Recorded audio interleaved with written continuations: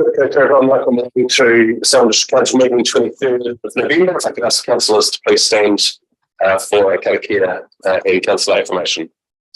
Whakataka te hau ki te uru, whakataka te hau ki te tonga, kia mā kena kena ki uta, kia mā taratara ki tai, he hi akia nā te atukura, he tio, he huka, he hauhu, tihei maurua. Let us affirm today that we as councillors will work together to serve the citizens of Selwyn District, to always use our gifts of understanding, courage, common sense, wisdom and integrity in all our discussions, dealings and decisions so that we may solve problems effectively. May we always recognise each other's values and opinions, be fair-minded and ready to listen to each other's point of view. In our dealings with each other, let us always be open to the truth of others and ready to seek agreement, slow to take offence and always prepared to forgive. May we always work to enhance the well-being of Selwyn District and its communities. We will. Great, take a seat.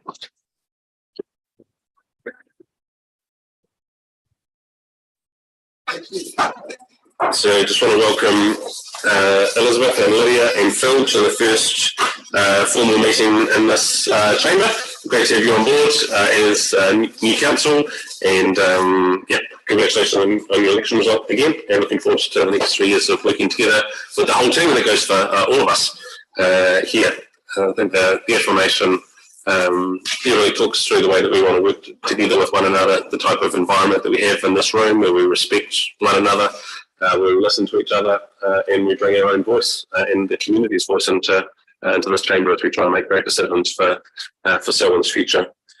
We have an apology from Sophie today, who's joining us online.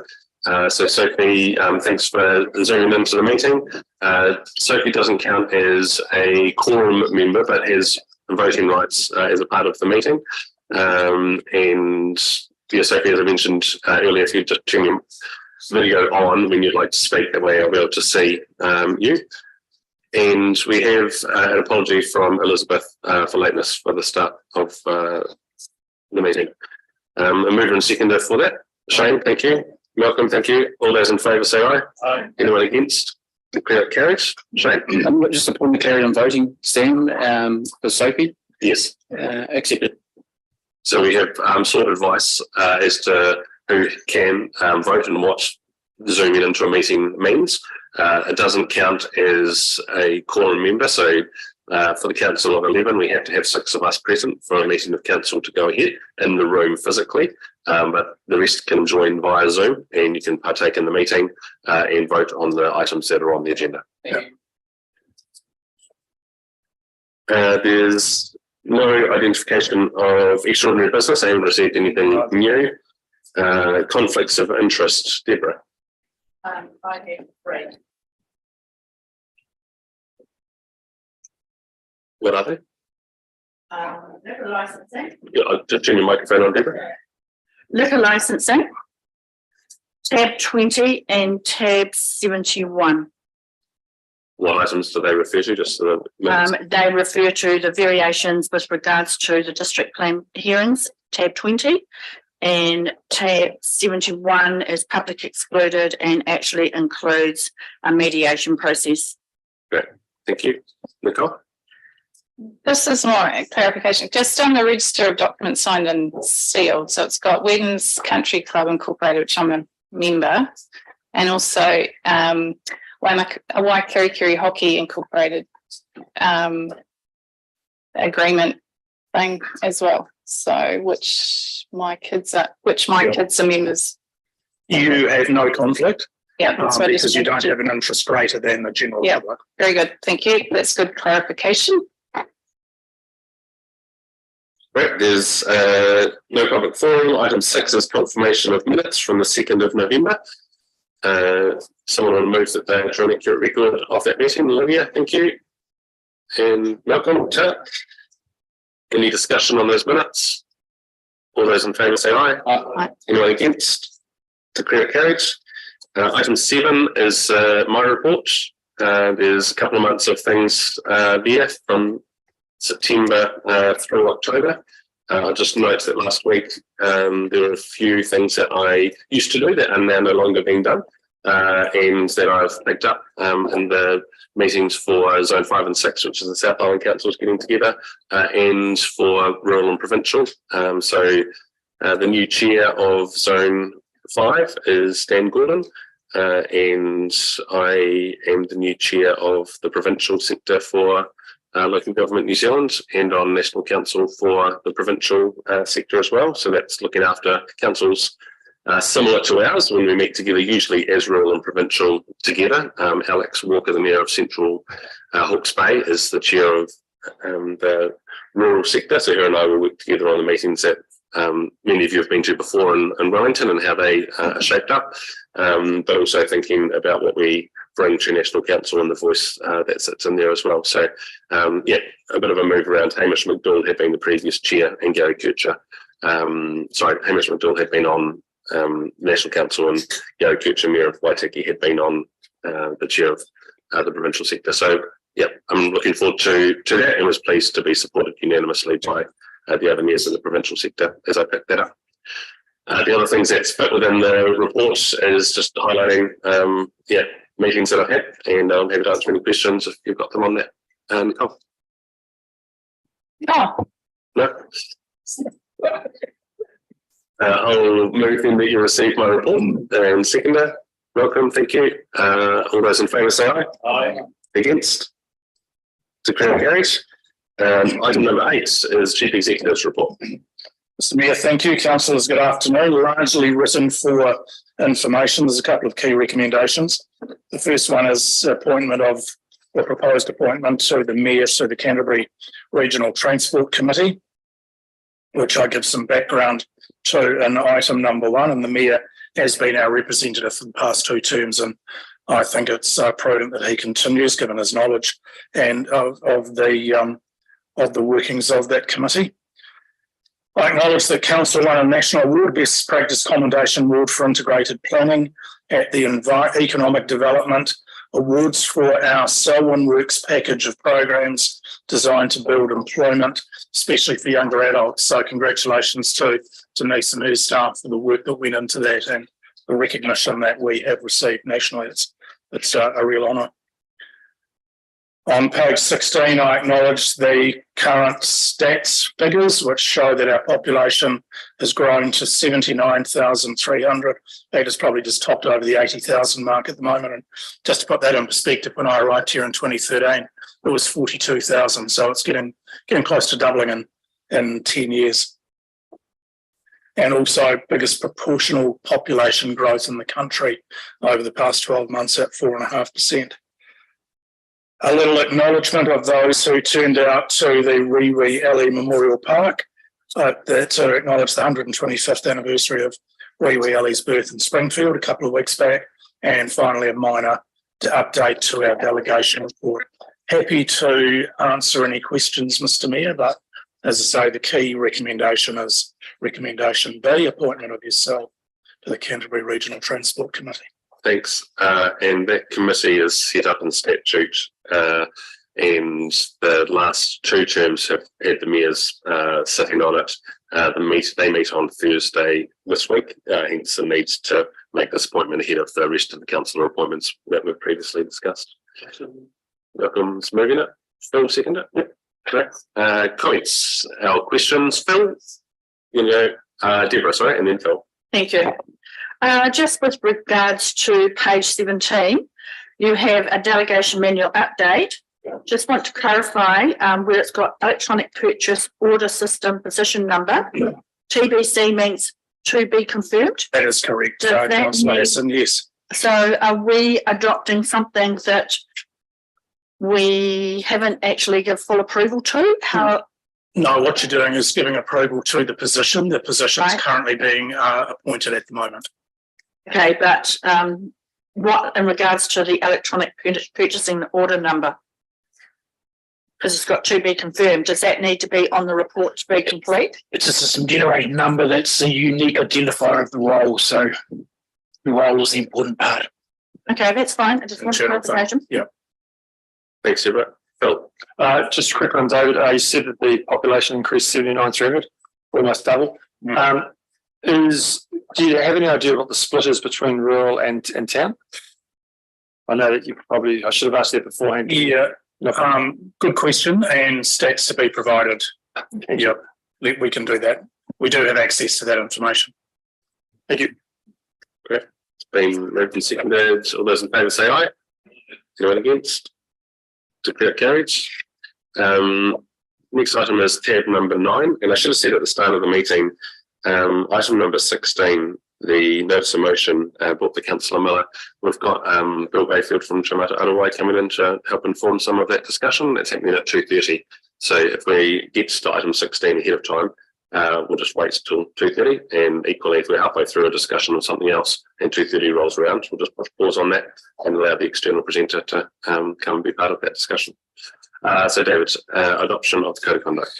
Mr Mayor, thank you. So as I noted in my report, it is a legal requirement that council has a code of conduct. We talk about the purpose in my report, which is enhancing effectiveness of council, promoting effective decision making, enhancing credibility, and developing a culture of mutual trust. For the benefit of members of the public, the code of conduct document on pages 21 through 45 has been previously discussed with councillors at their retreat, and the opportunity was there to ask questions just about the purpose of it and the workings under that code of conduct. So to all intents and purposes, Mr Mayor, reasonably procedural recommendation, this one. Thank you. Are there any questions or a mover and seconder for this report? Yeah, Shane, thank you. Bob? All those in favour say aye. Aye. Anyone against? Declare it carried. Item 10 is Chief Executive elected member remuneration. So elected member remuneration is established by the Remuneration Authority. We don't have a say in that amount. That is determined by the authority on the basis of population, total assets, operating expenditure and socio-economic deprivation.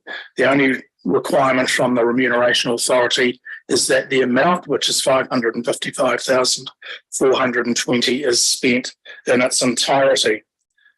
Again, at the council retreat, we considered a number of ways that the remuneration may be allocated. We talked about levels of differential for deputy mayor, any committee chairs that there may have been further through, and also equitable payment to all councillors, recognising the workload which is spread far and wide amongst our elected representatives. Councillors took the view that the committee chair and deputy roles ensured workload was spread equally, along with those other responsibilities.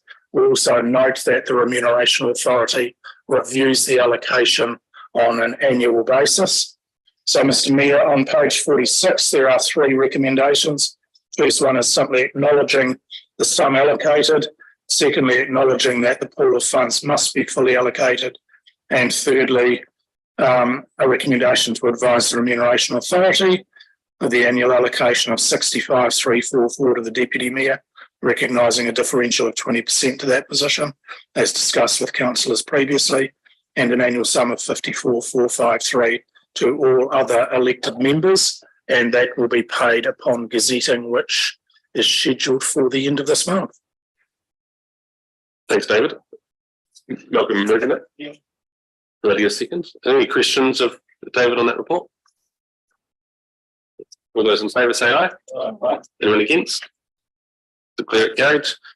Tab 11 is the district licensing report, August and September. And welcome Nathan Johnston to the room.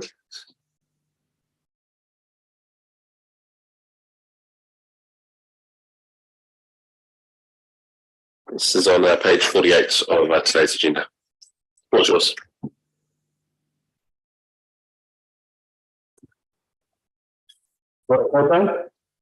And good afternoon. Just an update on the 2 reports. I just wanted to highlight that the Ellesmere and Pisho and the Highland Games had record numbers on attendance. 10,000 people attending the Highland Games. It was just an outstanding event. It really was. So it's just great to see that confidence returning to our communities. What wasn't quite so good was this year's garden party at Winton University. There's been some meetings with the police following on from that. There's still got discussions to be had, but there was some issues that happened before and after the event that led to quite a number of complaints. So we're just progressing through that, and there'll have to be some big improvements for next year, that's for sure. And on that note, in relation to local alcohol policy, I've got my boss, the regulatory manager, Sue here, to talk to the local alcohol policy. Hi everyone. So just to give you a very brief update. Now last August we discussed with the previous council at that time the SDC local alcohol policy, which is known as an LAP. And that was due for review. And as part of this review, would be seeking to form a subcommittee of 3 councillors to form a panel as part of this review process. So the LAP is being led by me. However, we do need a panel of 3 councillors. And that will be involving hearing the submissions and guiding the content of the updated policy. So the review process has been deferred up until now because of the council elections and allowing you to all be formed. So essentially, just as a brief update, an LAP is a set of decisions made by the council, and it's in consultation with the community about licensing of alcohol in its geographical areas. With that, the DLC, District Licensing Committees, and the Alcohol Regulatory and Licensing Authority, ALA, they are required to take the provisions of the LAP that we produce into account when they're considering liquor licensing. So it's a really important document that we have. This provides council with the opportunity to minimise alcohol harm and the administration of any licence application, and that then could have a flow-on effect to the number of hearings that we do or do not have. So I'll send an email next week with a bit more information on that. I just wanted to touch on it very briefly with you. If 3 of you would like to put your hand up and become part of that panel, or let me know later by email, that would be really good. The consultation process is intended to take place in late January, early February, but all the work will be done for you. And just reply to me on the email. Thank you. So See you on there. I'm happy to take any questions. right. Is there any questions on that or on the reports as presented to us? Bob? Yeah, just a query really. We've got the Curly Tavern and the Darfield Hotel, well, the wine bar, and they're starting. What's the procedure for a business like that? They rebuild the building.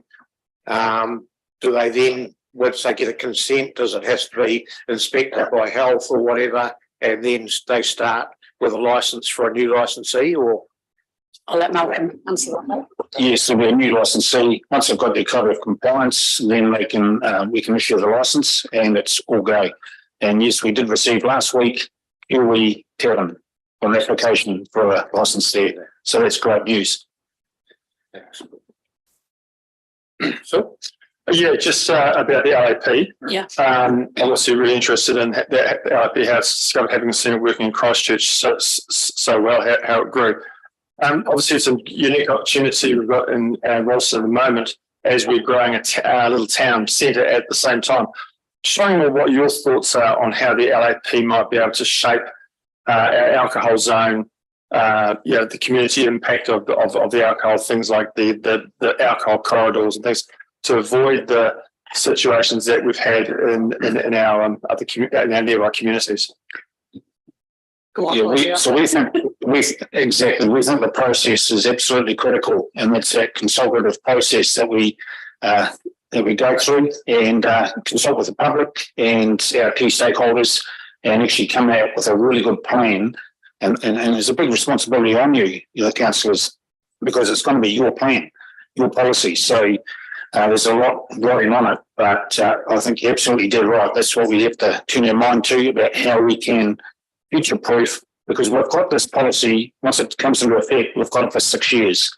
So we've got to have that in mind when we create it. Thanks, Pat. But using your explanation there, are we starting from zero, or is there a best practice template that you're starting with? Yeah, there's lots of guidance out there on best practice documents, and we've got a really good one at the moment. But through this this panel, I'll be able to guide you on a bit more information, research that we've done with other councils and DLCs, and through the whole process on what's good, what's not good, what can save us money, what can minimise the harm. So we'll go through all of that with you. But yeah, we've got a good document to start with, and we've pulled through a lot of the key information that people are indicating they want to see in it, and that will then go out to the consultation process, and we'll get a bit of feedback on that. Thank you. I think as we set this up to, Selwyn's not the place it was 6 years ago. And so thinking about the context that we're seeing now and trying to think what it will look like in years 3, 4 and 5 of the plan as well. So it's well prepared ahead of time is good. We've got 2 reports here to approve. And then if councillors wants to get back in touch directly with Sue and Malcolm on that committee, that would be helpful. Mover and seconder for the 2 reports, Phil and Bob, thank you. That's for both of them, September and October, I think it is. All those in favour say aye. Anyone against? Declare it carries. Thanks, Malcolm. So the next item is yours. It's tab 12, page 59, dog control update.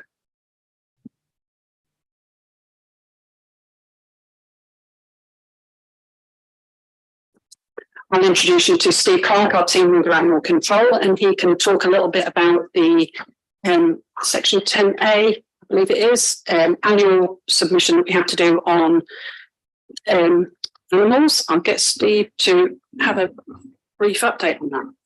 Good afternoon, everybody. Yeah, this is a statutory requirement that we have to provide this report. It covers our last financial year. Once adopted, we will put it up on our website, and then we send a copy off to Internal Affairs. You should all have it there with you. One of the main stats that we always bring up is the number of dogs in the district. Currently 16,400, and this increases at about 70 dogs per month. And with the activity out there and developments, it's not going to stop for quite some time. So, any questions? Question's not directly related to dogs. It's thinking about cats and this process. The cat controls that we have implemented here obviously don't fit under the dog control laws of the country.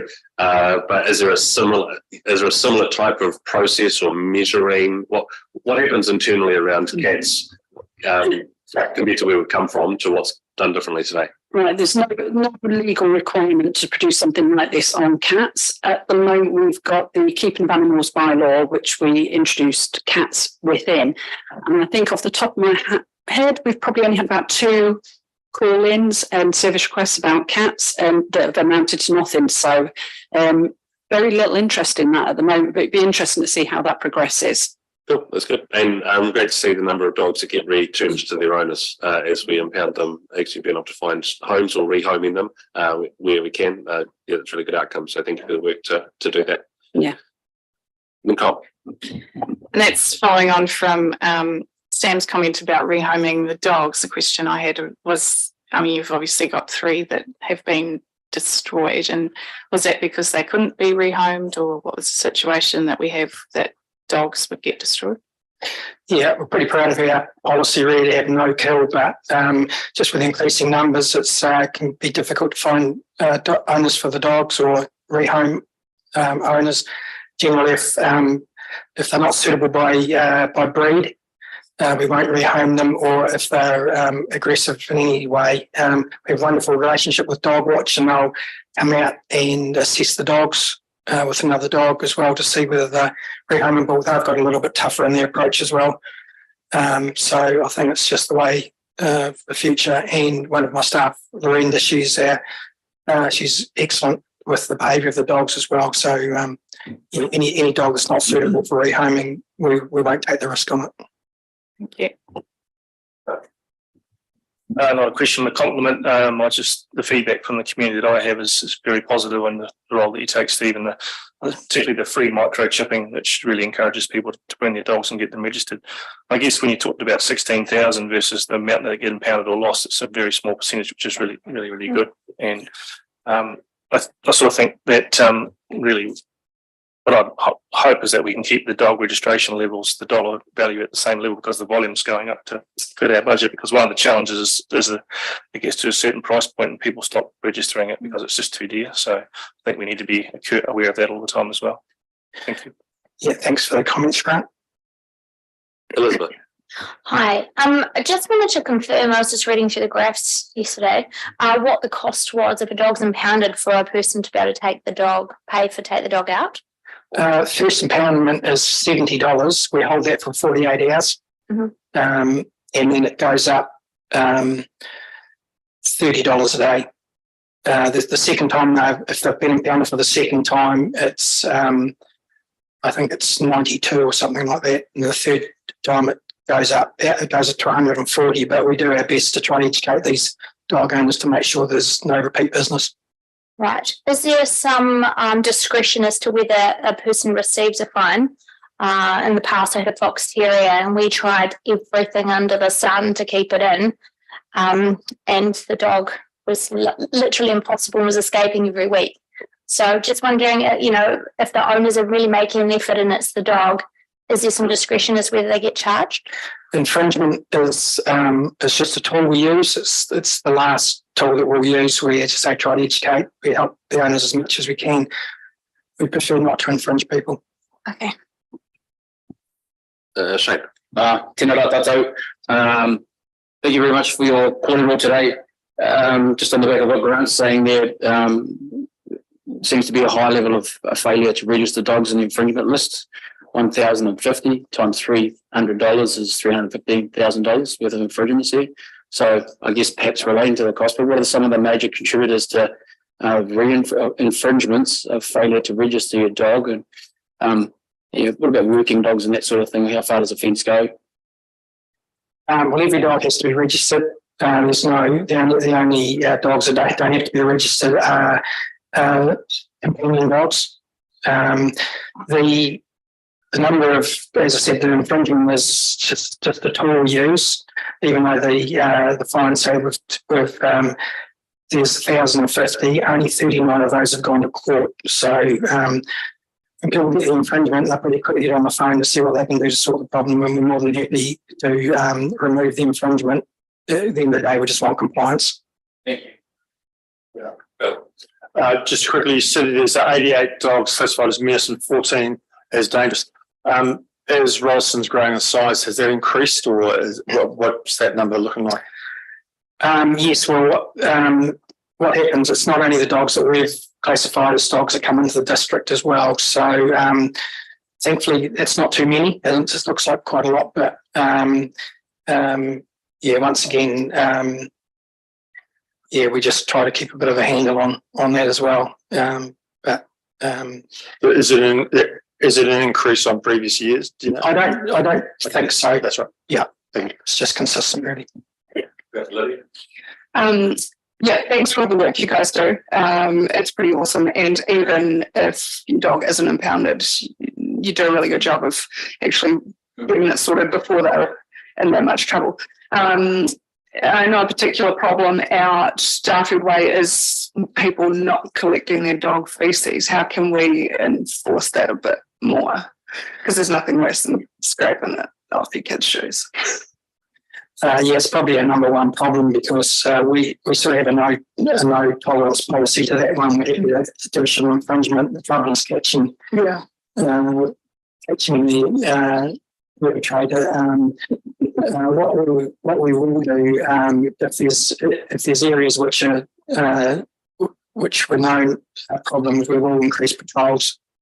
So I'm happy to do that in Darfield. So yeah. Cool. Thank you. We've got 3 items here, which is that the dog control policies and practices report be adopted, received, and that notified in the council call and sent to the Secretary for Local Government.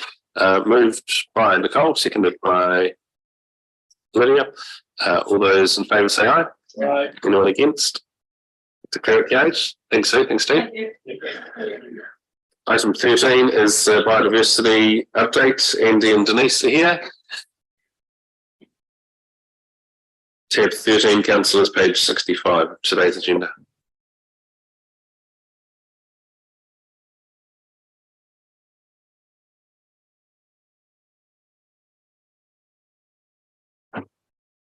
Kia ora katoa, Mayor Sam and councillors. My name's Andy Spanton, and this is my colleague Denise Ford. And we haven't done a biodiversity update council for some time, or at least a year. So we felt that it was good to get an update in front of you, and to especially with new councillors coming on board. So just looking at our report, we've got a very busy work program that continues to get bigger as we're more active in our community. And I guess the key points there is the partnerships that we're involved in almost all of our biodiversity work. We're involved in partnerships, whether that's with Total Mutu, our community, Environment Canterbury, Department of Conservation, and landowners, of course. So that's a really key thing for the work that we do. We feel really well supported in our work by the council, and along with probably Waimakariri District Council and Christchurch City Council, we probably put the most effort into biodiversity across Canterbury amongst the TAs. We've got a significant natural area program, which we've done a bit of a highlight to as one of our key projects. And then I guess, we've also raised the point that as probably everyone is aware, it's a challenging environment for Indigenous biodiversity in Aotearoa in New Zealand. There's, continuing challenges, and we, are working hard to face up to those challenges and to find better solutions as well. So now moving down to biodiversity projects and the proposal. We're expecting that the National Policy Statement on Indigenous Biodiversity would likely be gazetted in December. That's the word that we're getting from central government. That would be good if it does. It would give us some impetus for our work and give us some clarity on especially on the significant natural area program, and also other how we look after highly mobile fauna and that sort of thing. So another big piece of work for us is a Salmon biodiversity strategy. So amongst other TAs, Waitaki and Christchurch City Council have their own biodiversity strategies, and we've felt for the last couple of years that it's important we get our own one in place for Salmon. So we're from the working group, and we're working through that, and we expect that we'll come back and give you an update specifically on that in February, in the February meeting. But generally, it's going well, and we're just clarifying with MKT about Ngāi Tahu involvement in that as well. So, really big project that we've got going on that the project managing is the Te Rere Kautuku Yas Lagoon Restoration Project. So you'll see there that we received close to $800,000 from MFE for that project over 4 years, and it was affected by COVID and by a very wet winter, but now it's really kicking into place, and we're getting some good gains on the ground, especially with willow control. And just some other key projects, significant natural area program. You're probably all aware of ECNA program that has been done all around the country, but also within our area. We're expecting that with the MPSIB coming up, that we'll end up putting more money into that and more effort into that. So our SNEP fund is a really good source of funding for biodiversity projects, and that gives us really good linkages in with our community and especially with our landowners. And you'll see some photos here about some projects. This is a project just near Lincoln with one of our a really successful project, and you can see how that's demonstrated with the photos there. Coalsford constructed wetland. Council purchased some land in 2021, and we've been working closely with a working group made up of our community and with Environment Canterbury on developing a design for that wetland. The idea is to polish the water that comes out of the silver stream before it comes into Coalsford. So ideally it helps make Coalsford more swimmable and return it back to perhaps close to the water quality that it once was, and also obviously in fact, helping with our in-stream species and Te Waihora as the receiving environment. And we've got I guess one of the key challenges for Indigenous biodiversity that we see in the future, or currently and in the future, is the growth of weeds, especially in the high country environment. A lot of them are homestead escapees. And so in the Rakaia Gorge project that we're partnering with limbs and landowners, and also there's sycamores and cherries and cotoneaster and that sort of thing. And again, last week I was up in Waimakere Basin behind Grassley Station, looking at holly and where it's spreading into the beech forest, for instance. So it's a big challenge. You guys will probably see it. It's a bit of a depressing as you drive around the country on your holidays, and all you can see is hawthorn or sycamores or wattles or whatever. And we sort of see the scale of the challenge ahead of us, not just in Selwyn, but across the country, with keeping those weeds out of our important biodiversity. And then there's a few more projects here. Denise works on that and helps lead the predator-free Banks Peninsula project. And also there's a Dunsandel Mudfish project, which are both pretty key projects. And that we have, there's some good funding available for.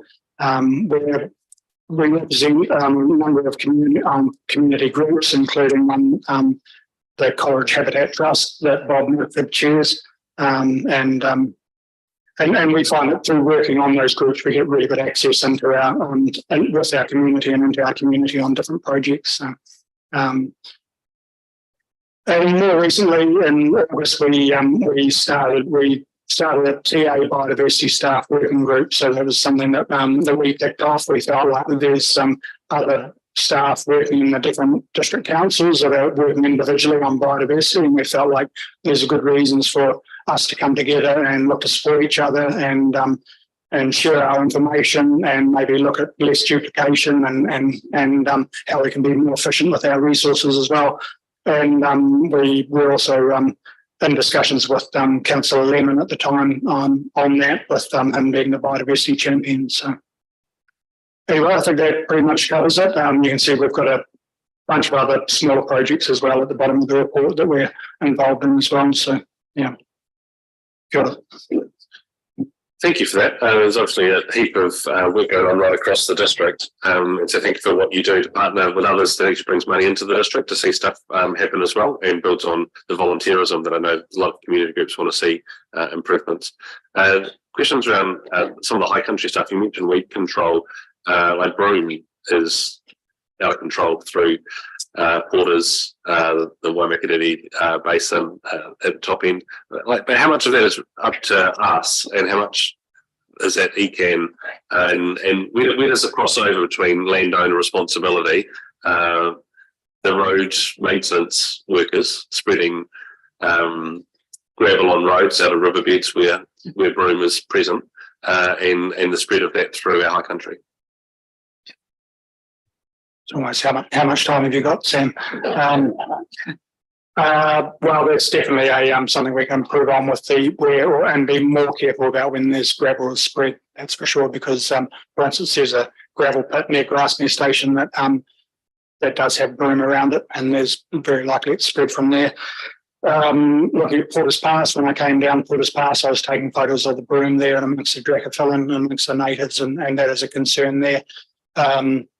I think often in that particular area, that's on Department of Conservation land. The department's very strapped for cash, and so I think that's where we need to work in partnerships in terms of finding funding to do that. With compliance around Broome and gorse, it's something that ECAN is starting to take a bit more of a back step on nowadays. They're not putting as much effort into it.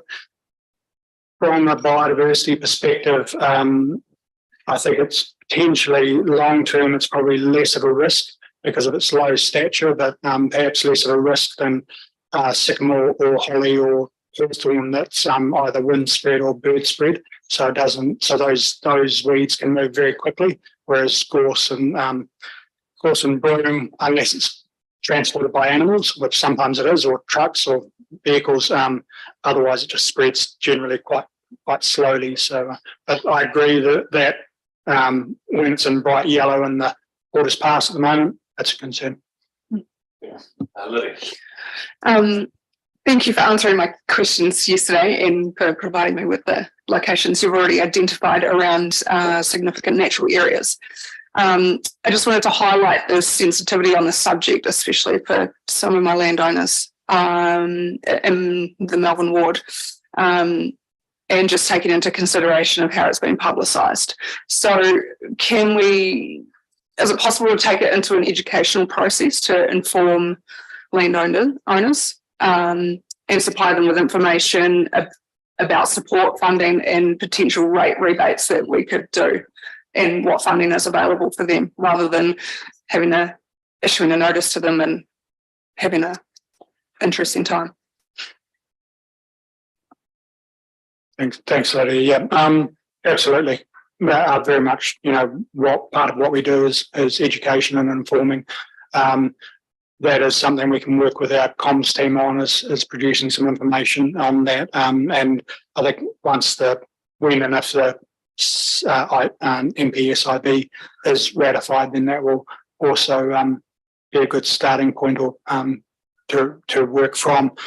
We have also, in the last couple of months, we've been engaging with Mike Harding, who's an ecologist who's done a lot of significant natural area assessments around the country, especially in the Timaru district. And so one of the points that we're keen to get from him is to look at best practice and develop best practice guidelines, and that will include communications as well, and how we inform and work with our landowners. But and I really, it's really important that the landowners out there know that we're keen to discuss and work. And in most cases where SNAs exist, and there's a lot of them around, just we haven't assessed them, but in most cases that's within current farming practices. And so we're not suggesting something radically different. And in a lot of cases, we just wanted to help with like weed control or fencing or, whatever may be needed. But especially in the high country, usually it's, within a sheep grazing and, cattle grazing allowances. So yeah, really not many things change. Yeah, cool. Thank you. A similar question to Lee is really, and the real rubber will meet the road once we actually assess which sites are SNAs and we actually gazette them, because ironically enough, it's the people who perhaps have put the most effort into preserving SNAs or preserving areas of interest that might be restricted the most by the introduction of this NPSIB. So I think we really need to tread very carefully and provide really good understanding for our ratepayers that are affected about what it might look like for them. I agree with Lydia that it is a really contentious issue. I know through the district plan process, it often came down to degrees of perception about what was an SNA and what was in that saying natural landscape.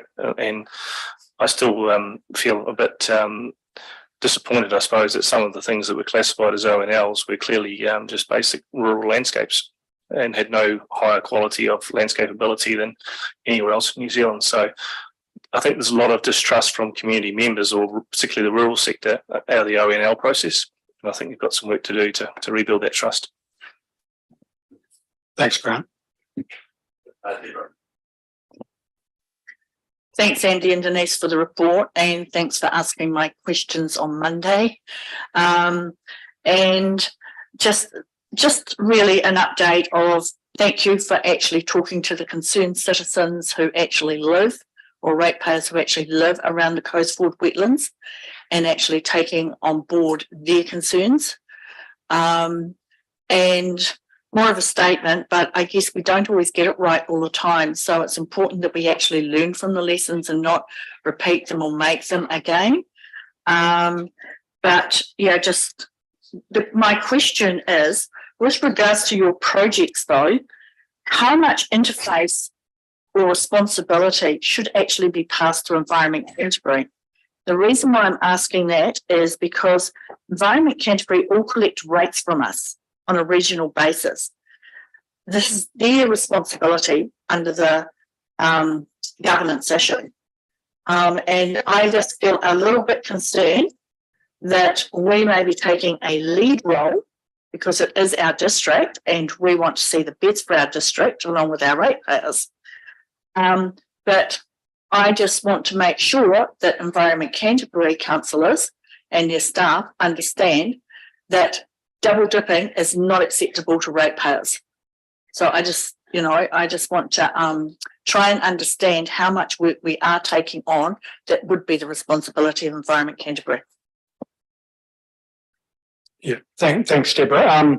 I guess in my experience that we do a lot of that partnership work with ECAN, but in most cases their funding is significantly more than ours, which I guess represents their ability to collect rates across the region, and so often the best thing we can do is to initiate and help lead projects from the front, but that doesn't always mean that we need to put a lot of funding into that. But certainly ECAN does seem to generally come through with a lot of these projects we're involved in. So. Hi, you talk about some of these garden escapees getting out into the district. How are they eradicated? Are they sprayed out, cut out, dug out, or what's the best options for these escapees? It depends on the different whatever the weed is, and all of those options that you described. Holly and hawthorn are tough ones because they're so prickly and difficult to get into, for instance. As Deborah said, actually we're learning as we go as well with how we deal with these weeds, and something like Cotoneaster, we're not even sure how to do it properly, and this seems to be the same across the country really. Whereas other weeds like obviously wild and pines, we're pretty clear as to the best methodology with it. So, in many ways we're learning as we go, but I think there's 25,000 introduced plants in New Zealand and 2,500 native plants. So it sort of gives you a bit of an idea of the scale of the plants we've introduced, but also there are a lot of emergent weeds, and that's a concern as well, like wattles and things that we expect to see are getting worse in the future. Yeah, I'm just aware that we're trying to get away from synthetic uses, chemicals and pesticides, etc. So I presume that there would be a move in this field as well to get away from using those types of heavy duty sprays. Hopefully in the future, I think hopefully technology will catch up with us and will help us to get better at what we do. Maybe we'll have groups of drones going out and doing work, hunting down weeds and getting rid of them in the future. And I imagine we can't even see what's possible in the future. Unfortunately, at the moment, there's still quite a reliance on chemicals, but I guess it's usually in environments where we don't have people, a lot of people accessing into, so it's not like in the city council or on footpaths and that sort of thing. I was thinking kind of in waterways and that sort of thing as well, because obviously you get a lot of weeds in those sort of areas. Limited to what you can use over waterways. Yeah. You can't, there's only certain chemicals you can use over waterways, so it's all done by best practice. Best practice. Yeah. I just had a second question. The proposed Coes Ford area, from what I've read, that's looking at being a multi-purpose site. Is that correct? So looking at having that as a recreational venue. Has there been anything around what will be able to be used recreationally? Like, is it motorbikes, bikes, horses, runners? And will there be a car parking facility there? The recreation aspect of it is really is some time needs to put into that to determine exactly what that's going to look like, and we'll work with our recreation planners at council to look at that. It's a bit of a blank slate. We have to be careful that it's within a floodplain, so anything that goes in there, like tracks, are likely to be grass tracks that are mown, so they can't be washed out. But I wouldn't imagine we'd want vehicle usage in there. But potentially cycles and walking, for sure. And I'm not sure about horse riding. I can't see why that would be a problem. But it potentially opens up a possible exciting opportunity with a Ford to Ford, Chamberlains to Coes walkway, which could be quite a nice addition for our community amenities. Thank you, Shane. Just quickly for me, Andy and Elise, As the purpose of the report and recommendations to continue to support and guide the biodiversity work program. Are you confident at this stage that the collaboration and partnerships that you have in place, that we are running the model as lean as we can and supporting our partners to continue the work? There'll be an escalation of costs at some point, more than likely to continue this type of work. Are you confident in the partnerships that we currently have for this work to continue and that it's running as lean and as efficiency as it can for our ratepayers? Yes, I guess that with an expanded SNA work program that may well involve consultants, and I think we know that potentially there's can be higher costs associated with consultants. So that's something we definitely need to be aware of and draw up a bit of an idea of budget of where we think what that might cost. One thing that's highlighted in the NPSIB is that there's an expectation that the regional council will step in and assist district councils with the mahi. So that's probably yet to be determined exactly how ECAN might do that, but that's a conversation we're keen to have with them and what support we can leverage off them. So I think in the past that cost for approximate cost for getting an SNA assessed might be around $3,500. Maybe the ideal scenario would be to have an in-house psychologist that would go out and do that mahi for us, but that's more. We'll come back to council and I guess. With a report about potential cost implications when we know more about the NPSIB. But definitely keen to run a lean program on that, for sure. Thank you. Happy to move Sam for that. Thanks, Shane. Moving, seconded by someone. Malcolm, thank you. All those in favour say aye. Aye. Anyone against? Declare it carried. Thanks to Nathan and Andy. Okay. Item 14 is on page 70 of today's agenda and it's a Community Services and Facilities Group update. Denise.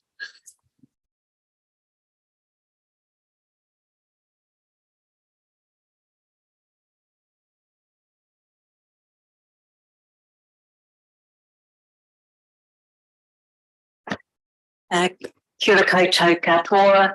Good afternoon, Mayor Sam and councillors.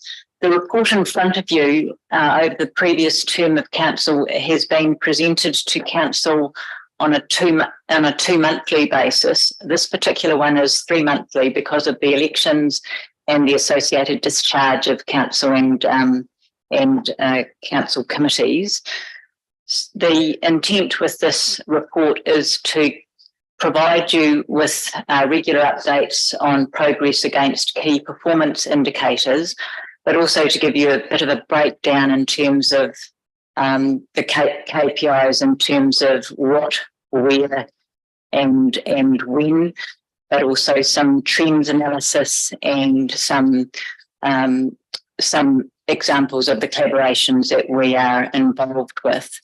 The report also provides you with some stories in terms of activities that have taken place. And for your general information, on an annual basis, we do a customer engagement survey, and that's for both actual customers as well as potential customers, so that we can understand actual perceived barriers to participation, and our planning is informed by that. Also, the purpose of the annual survey is to start to provide us with some quantitative data associated with progress against social wellbeing outcomes in relation to the residents of Selwyn.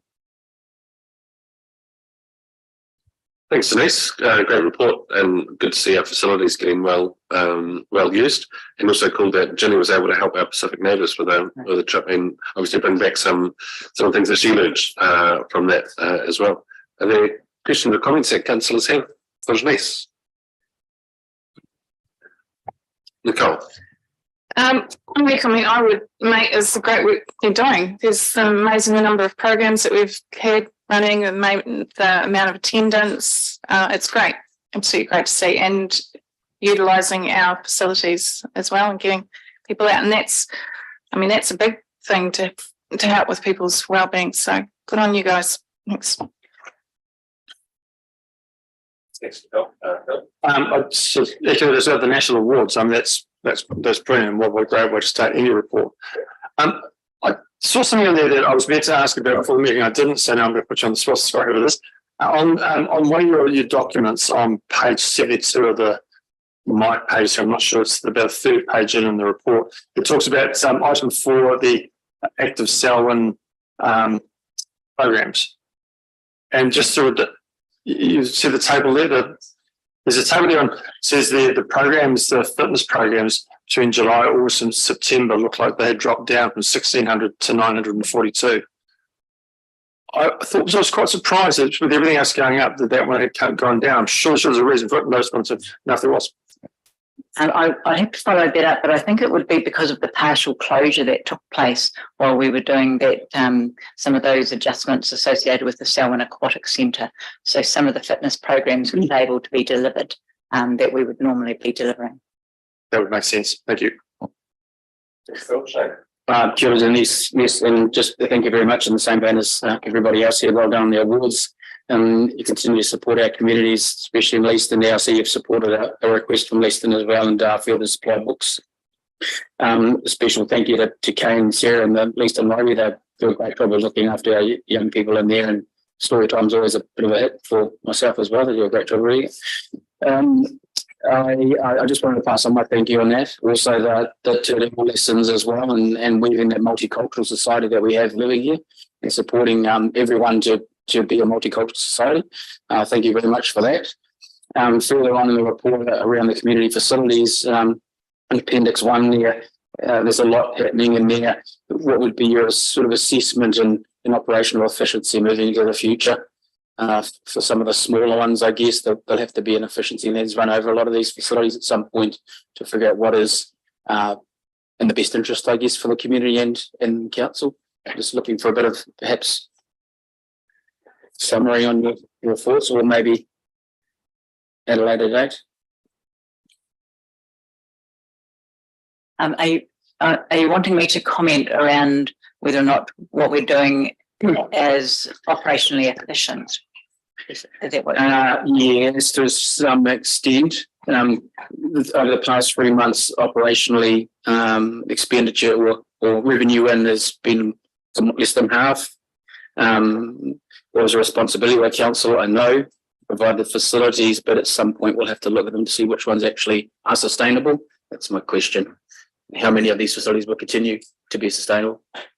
And you don't have to answer that now. It was just raising awareness around it in the future. Yeah. And I guess I'm happy to follow that up in case there's further information that I can provide in a future report. I guess it's everything that we do is focused on the revenue targets that council itself sets for us. So that's the guidelines we have.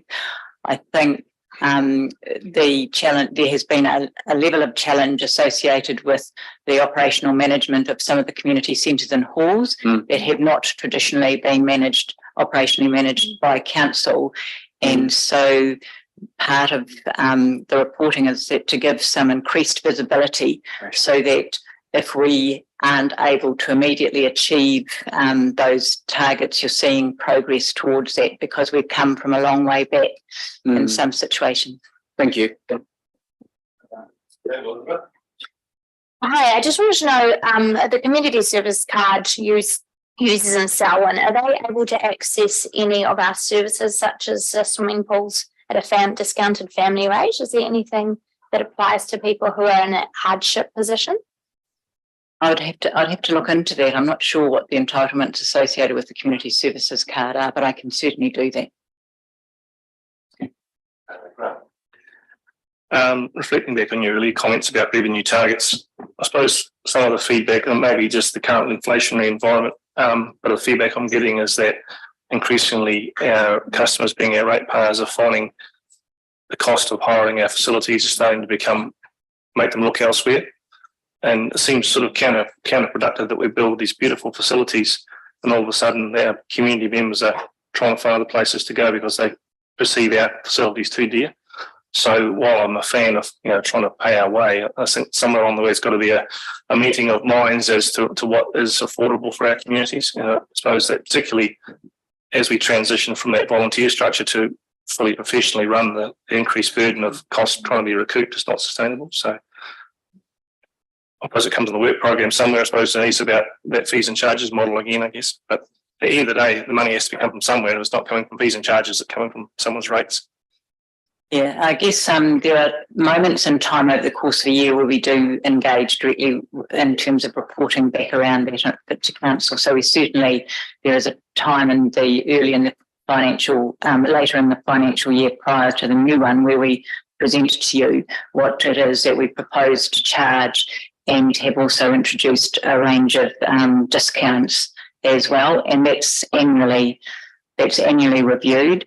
In an earlier report, or in fact, it may have been in the planning day, so it may not have been through a council forum. I did talk to you a little bit about the fact that we're trying to actively pursue opportunities for sponsorship, so that there is a different mechanism for how we gather revenue, and also some active pursuit around other revenue sources in terms of programs or activities or value adds that people, including corporates, are in fact prepared to pay for, that will add to the revenue take. So that's an active discussion right across community services and facility.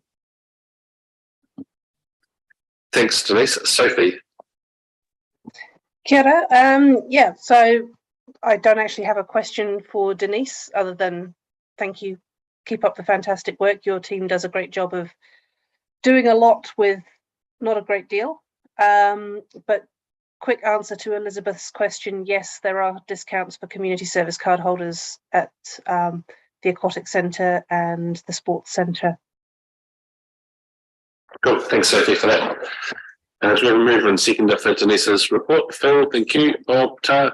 All those in favour say aye. Aye. Anyone against? Declare carried. Thanks, Denise. We now move to the water services update. Item 15, Murray and Elaine.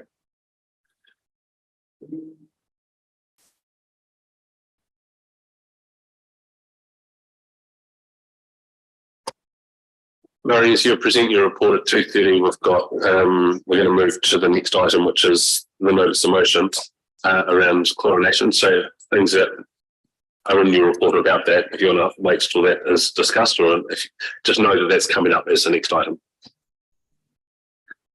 All right, good afternoon, councillors. So we're presenting today our 5 waters report. So on the public agenda, that's on page 94 of the agenda. That's right.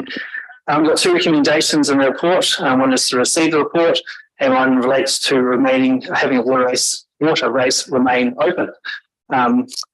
So I think instructions are really to leave the report as read. If you've got any questions, we're happy to run through those now. Be it that chlorination we discussed a little bit later on in the meeting. Thank you. My question is around the water race closure and our current policy. Obviously, it's to remain open because it doesn't meet the 80% threshold. Yeah, that's correct. Yeah. Nicole. Sorry, I put this through earlier, but Bob reminded me that the West Melton Residents Association, in the last meeting, because this is prior to them getting chlorinated, we're asking about what we used for chlorination, and my understanding is it's different depending where it is. Are you guys able to elaborate on that? Whether it's gas, solid, or what? It's either liquid or gas, so either or gas depending where it is, but in West Melton it's liquid. Very good. Yeah. Generally speaking, we don't use gas in built up urban areas, so it's more for the rural water supplies. So it's liquid in the urban areas. Very good. Thank you. We can pass it on now. Mover and seconder for this report. Nicole, thank you. Seconded, Malcolm. All those in favour say aye. Yep. Anyone against? Great, Gareth. Thank you to the two of you. Next is item 17, transportation update. Gareth Morgan, page 107.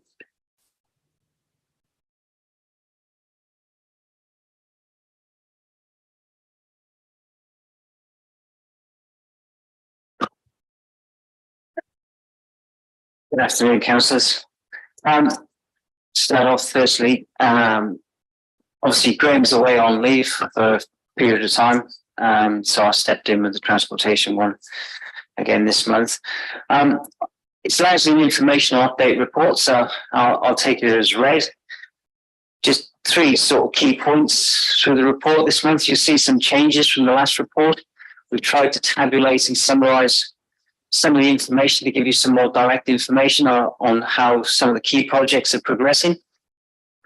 The road safety campaign in the road safety space, all those campaigns are continuing on. All the education campaigns, the Mike's running out there.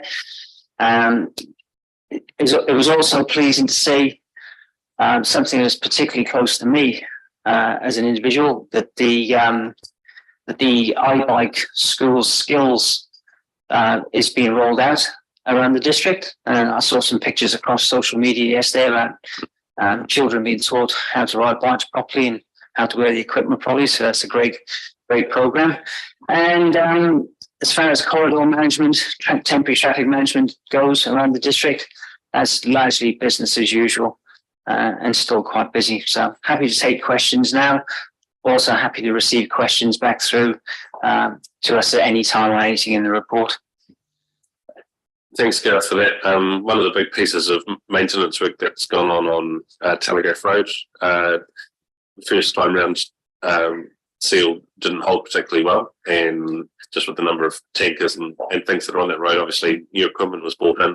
And maybe can you just expand on what went on in that instance, and is there a case for doing things differently going forward, or was it a one-off example where some pretty serious machinery was required to fix what from the community saw as a big failure, and where those costs lie around things not being done well the first time? It was a stabilisation issue, and the costs lie with the contractor. Thanks, Deborah. Thank you for the report. Page 108, just an update with regards to Perryman's Road Seal Extension 4.6. What progress has been made? You're waiting design completion. Then you've got a comment pending decision with Wakakahati with the State Highway 75. Have you actually had a meeting with them and discussed it, and where's it at, please? We've got some correspondence out of Wakakatahi in terms of they indicate their support for closing or preference to close the intersection there with State Highway 75. But first of all, we have to conduct some community consultation with the Taitapu community and engage their feelings around that as well before we can take it further. But the intention is to complete Perryman's Road sealing in this sealing season, which is throughout this summer. Thank you. Hi, Gareth. Road safety has been somewhat of a passion of mine for many years. And I've just got two questions. One of them is relating to the electronic signage that we're using at our stop signs. Let's call them DAN signs. Your thoughts on that? And then I've got another question on impaired driving campaign, but maybe start with the DAN signs first. As I understand with the DAN signs, they're still under trial with Wakakatahi. They've made no further decisions on rolling out them further at the moment. It says, okay. And the second one is on the impaired driver campaign coming up for summer. I just read on my notes here who and how. That might be a wee bit large for this environment, but are you able to provide any light on who is going to be involved in that impaired driver campaign and how they're going to be doing it? I can't, but I can certainly get Mike to get back to you after this meeting in terms of the I'll roads. catch up with Mike later on the week. So Okay, cool. Thanks, Phil. Shane. Good, Gareth, thank you very much. And also thank you to you too, Mary, for fielding my many emails regarding local issues within Ellesmere, in particular Leaston. Leaston High Street and Leeson Lake Road in particular. Underground works have been planned and remain unfunded as this road continues to deteriorate quite considerably for the last 10 years, in some cases, but longer than that. How do we get this works program funded? Where does it need to go to from here? And can we look at a report to bring that to council so that we can actually get it done? Secondly, thanks for your work on looking into Darcy Street kiss and drop. That's been a stream of work that's been, well, since I've been here 3-4 years now. And also Portley Street to look at installing some splitter islands to reduce burnouts happening now and people going through front lawns of other people's houses. So I appreciate your help on that. Thank you. One thing I will add with the Leeston Lake High Street, Shane, is whilst we wait for the undergrounding, we are looking at options where we can do quadrants of it to start to progress some of that intersection work. Thank you. Sophie. Kia ora. So my question is around the Think Before You Park campaign. I'm just wondering what happens when somebody is reported multiple times or a particular area is identified as a problem one. And I am thinking particularly about a stretch of Dines Road in Rolleston, just near between the Three Trees preschool and Springston Rolleston Road, where there is a lot of construction work going on at the moment and frequently multiple vehicles blocking the pathway. I know I've reported them several times and so have other people, but it just keeps on happening. So is there a continual process of checking anything, or do they just get issued a wee notice and a reminder that this isn't on? Thanks. Look, I might answer that one.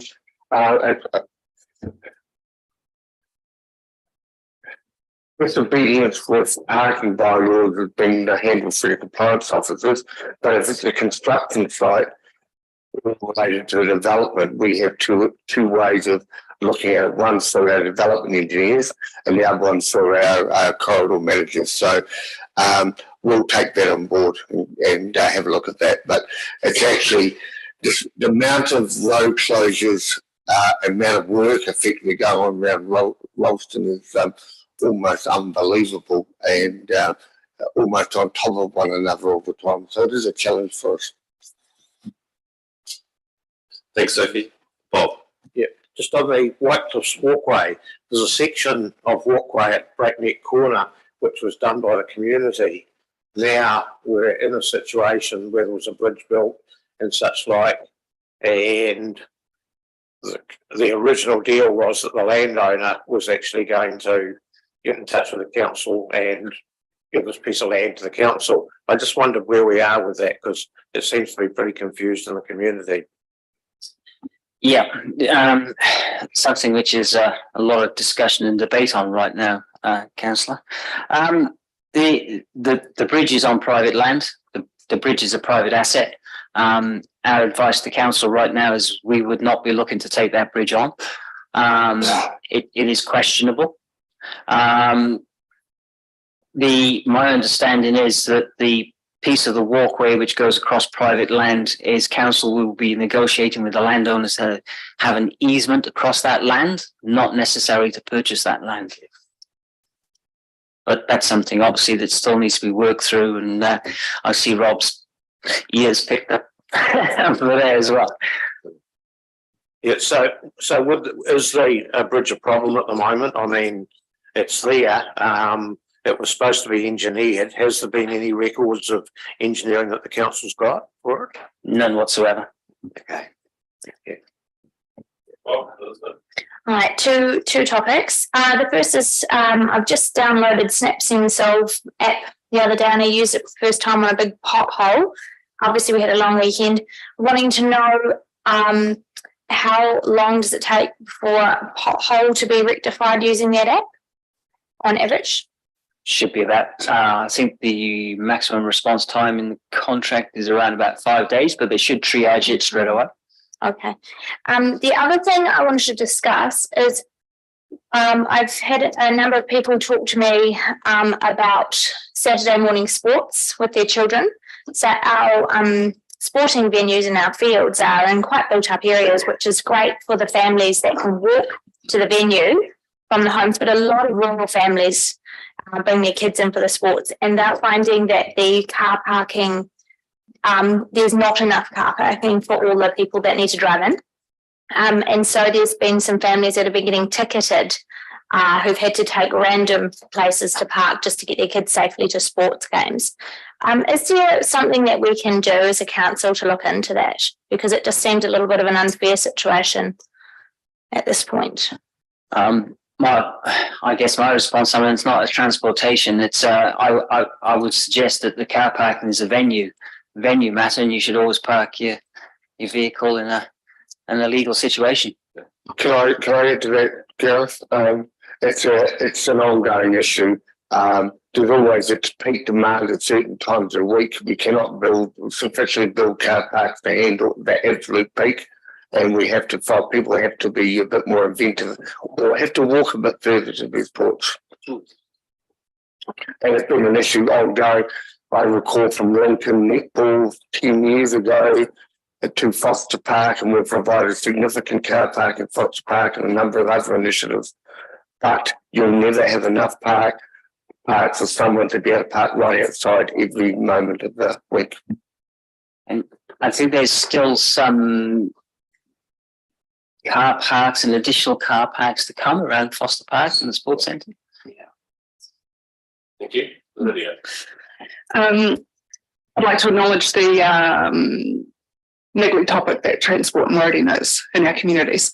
And I noticed that the Waimak Gorge is under repairs at the moment, and beautiful new retaining wall and curb and channels being put in the gorge, and in a matter of days it's already been damaged and sideswiped by heavy vehicles, I'd say. Is there alternative solutions that we can use for materials that are actually a bit more hardy than post and rail that have been ripped out already? Okay, I wasn't aware of that. I know that work is incomplete. They're doing that work. The guardrail installs from the gorge and all that. So that's great news. But I'll take back and talk to Phil, the roading engineer, and we'll have a look at that, and I'll get somebody to get in touch with you. Yeah, cool. Thanks. Thanks, Lydia. Mover and seconder for this report. Elizabeth, great, and welcome. Thank you. All those in favour say aye. Aye. Anyone against? Declare it carried. Thanks, Gareth. The next item is tab 18, page 114. Amendment to designation conditions for Clearview School, Rolleston College and West Rolleston School. Rachel, yeah.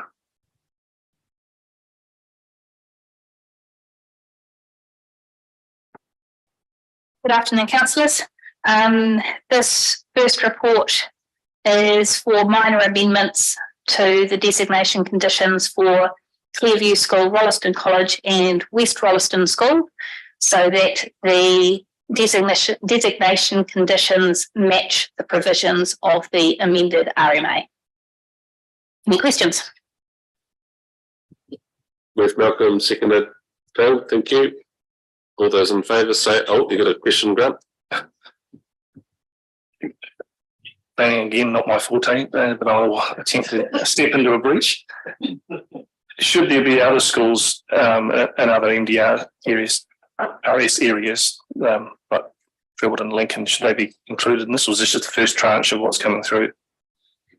These are the only schools with designation conditions that are more stringent than the MDRS provisions that were introduced in December. Because they're more modern, perhaps no different conditions apply. Yeah. So for the likes of, say, Prebbleton School, there are no designation conditions. They can do whatever they like, so we don't need to amend anything. So we've captured everything here is what I'm at in a nutshell. As far as we are aware, yeah. Thank you.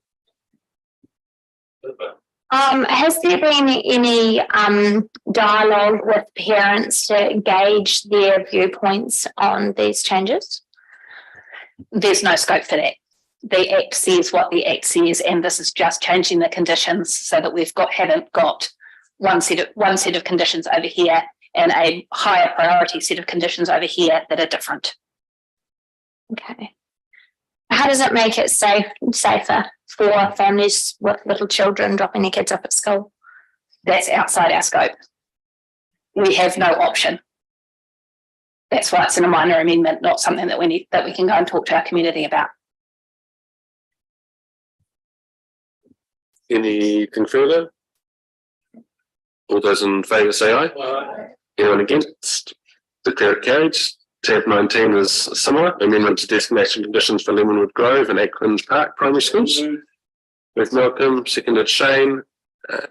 Any questions on this one? All those in favour say aye. Aye.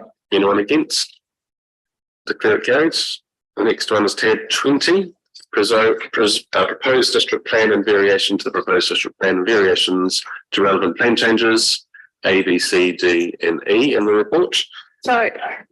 So this is all the hearing commissioners would be going. I would say all of the hearing commissioners, Yeah, I forgot about this one. Three of you have got a conflict.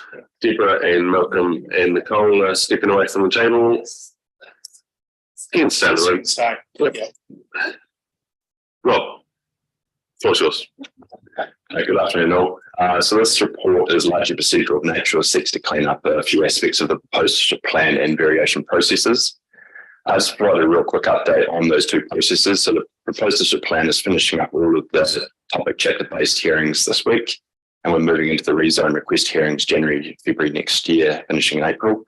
On the variation, consultations finished on that with approximately 130 submissions overall, with hearings due to start in May of next year, with both processes being wrapped up together by about 20th August next year.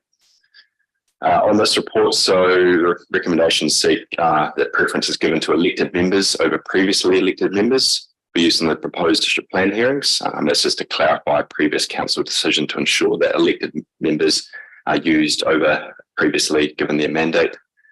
That the independent hearings panel for the variation won't include elected members. This is a change to a previous council decision which had elected members being used for that panel. This is based on an updated piece of legal advice that we've received. And also to make two previous publicly excluded reports public as requested by council as well. This is around remuneration rates and commercially sensitive information. That's why they were PX, but we can release those with redacted information. Questions? Zeroing in on the non-participation of our accredited commissioners on the independent hearing panel, what is the nature of their advice? And I guess the feedback we've had back from our communities is they feel that that local representation is not being made in some of these decisions. So could you just expand on the nature of the legal advice that we got that would suggest we should go that way? Yeah, so as part of the Amendment Act, it stipulates that an independent hearing panel should hear that body of work. Doesn't go into any detail on that, but based on our legal advice from Paul Rogers and also talking to MFE, they are of the opinion that it should only be independent planning commissioners. So we'll have two independent planning commissioners and an iwi commissioner sitting on those. And I guess the councillor involvement comes at the next phase of actually making the decision on the recommendations. So they can say, yes, we endorse those recommendations, get a plan. Or we can say, no, we don't endorse those, and then it goes to the minister to decide what to do with that case. So it's really hinging on the word independent more than anything else. Thank you. Any further questions or comments? Mover and seconder. Oh, Shane, sorry. So moved. I was going to say so moved and good night, mate. Well done. Move Shane, seconded Lydia, thank you. All those in favour say aye. Anyone against? Were there any ayes? Aye. Oh, great, okay. Anyone against? Clearly carries. Thank you. The next item is the property transaction update, but I just wonder whether we take the next 5 minutes to get Bill online rather than trying to rush through a report that there might be some questions on, and people can stretch their legs for 5. We'll adjourn the meeting and come back at 3:30.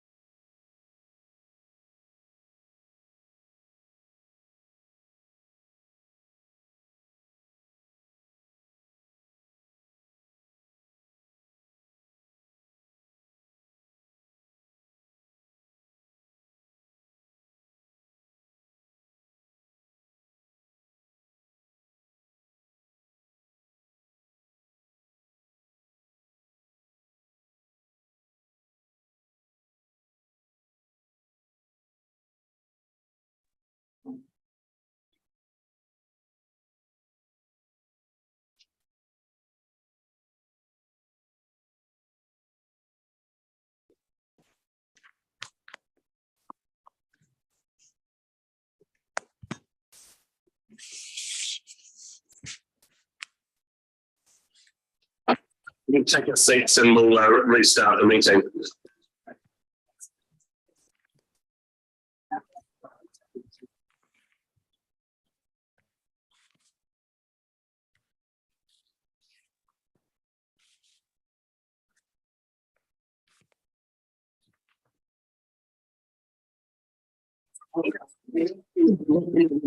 To our meeting this afternoon, we're up to tab 16, page.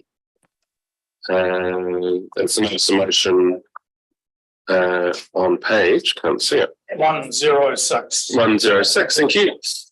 And Bill Bayfield has joined us online. Bill, we can't see you. I don't know if your camera's on or not, but if you turn your camera on, you might be able to.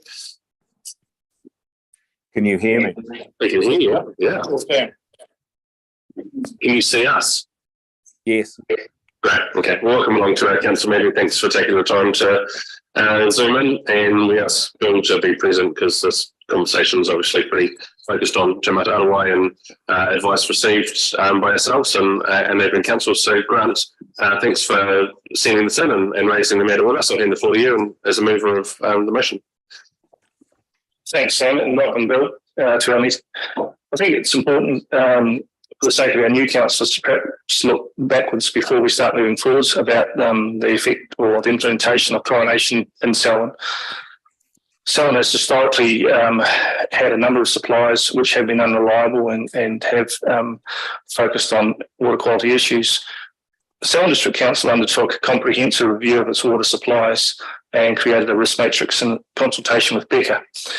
Out of that process, through the Audit and Risk Committee, it was identified that a number of our supplies that needed to be chlorinated. That was largely around our river supplies and our gallery supplies and had inherent risks around source water. And that was agreed as a council that was an appropriate treatment due to the risk factors. Our community has overwhelmingly, through the LTP process, advised us that they are not in favour of chlorination and would prefer not to have chlorination or residual disinfection introduced into Selwyn. So the risk matrix profile that we introduced was post-earthquake, and the really strong recommendation of the council at time was that we should endeavour to put in residual disinfection equipment and upgrade our water treatment plants throughout Selwyn so that in the event of another natural disaster such as an earthquake or a water crisis, that we were in the position that we could immediately chlorinate our water supply and make sure we provided safe water to our communities in the event of emergency. This seemed like a very appropriate response to the risk that was posed from our water supplies. Selwyn has been delivering water, from my estimation, for over 100 years with very low risk to our community. We acknowledge there have been 2 incidents, both in Darfield and Springston, where there was E. coli incursions, and they were identified and remedied in quick time. Our community has indicated to us they would prefer to see us pursue a non-chlorinated approach, and that has been the way forward that we were pursuing up until the Water Service Regulator was appointed and new legislation was brought into play. I want to take a moment to reflect and just acknowledge the effort that our staff have put into pursuing this. The motion today is no reflection on our staff and the effort they have put in. I particularly want to commend our infrastructure services team, Murray England and Murray Washington, who have diligently pursued making sure that this residual disinfection infrastructure is installed. I suppose the sticking point has become really is about the implementation. As a group, my perception was that begrudgingly we have implemented temporary chlorination whilst we await the response from Te Mata Arawai to our exemption applications. Let's not say spin, but let's say the advice we received was this was the only option and there were no other options. And I think that really coloured the decision-making process for our organisation and led us down a pathway perhaps that wasn't really in line with what our community expectations were. I think just recently, through the media and through personal contact with our neighbouring councils in Waimakariri and Christchurch City, we've become aware of an alternative approach, which has been, from our view, Bill may provide alternative advice, provides a more pragmatic approach. Personally, I think this is the approach that we've been waiting for from Te Mata Arawai. a response that recognises Christchurch and Canterbury's desire to have unchlorinated water, to plot a pathway forward which actually works with the community rather than implying or enforcing a command and control type procedure where you must do this, there's a big stick behind you.